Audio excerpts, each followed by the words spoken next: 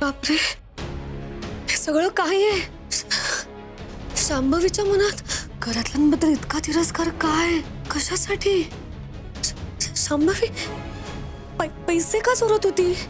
हे सगळं खूप खूप डेंजर आहे. काहीतरी मोठी गडबड आहे. शांभवी बद्दल ही फाईल म्हणजे सगळ्यात मोठा पुरावा आहे. घरात सगळ्यांना ही गोष्ट कळलीच पाहिजे.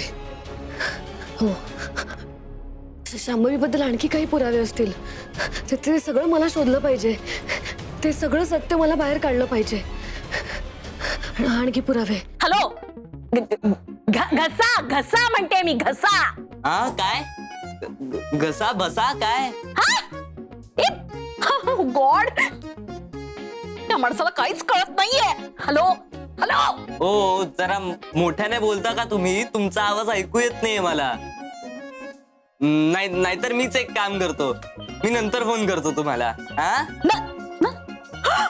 नंतर फोन करा. अरे असं काय म्हणतोय?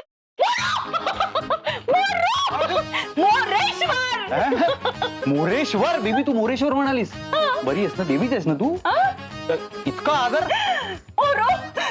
Congratulation, celebration. काय झालंय? कितीची लॉटरी लागली? कितीची लॉटरी लागली सांगा ना. किती लाखांची लागली? कोणाला लागली? तुम्हाला. कितीची सांगा ना. मला लॉटरी लागली, मलाच नाही माहित. कधी? मी लॉटरीचं तिकीट काढलं कधी? कुठे?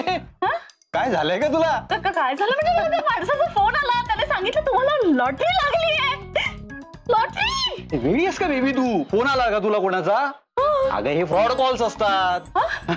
फ्रॉड कॉल्स असतात, हे खोटं बोलून फसवतात आपल्याला. एक मिनिट. तू पैसे नाही ना दिले त्याला? काही ओटीपी वगैरे नाही शेअर केला? नाही. वाचलीस बेबी तू?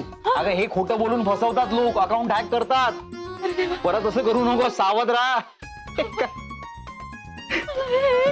त्या माणसाचा मला फोन आला आणि तो मला म्हणाला फोन शांभवीच्या शत्रूचा तर नाही ना आला? मी तिथे थांबायला पाहिजे होतं.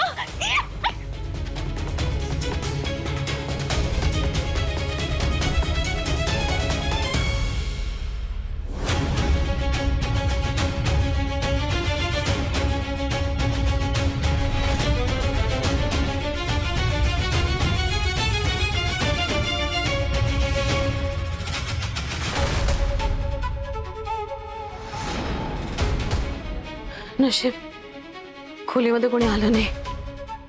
उगाच घाबरले मी.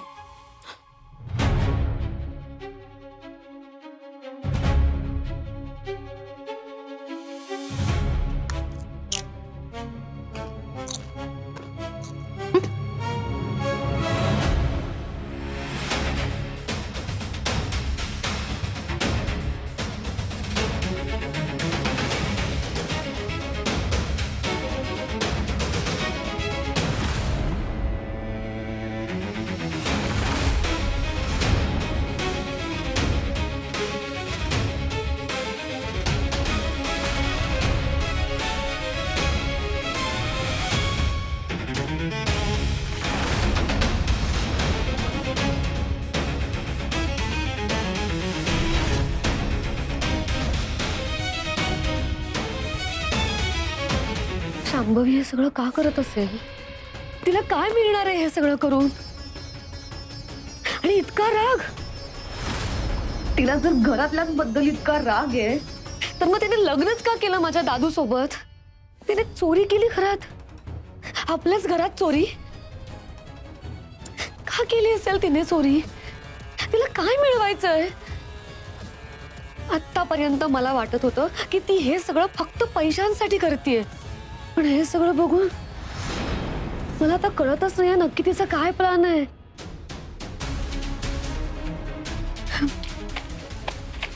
हे सगळं भयंकर आहे, खूप डेंजर आहे हे सगळं.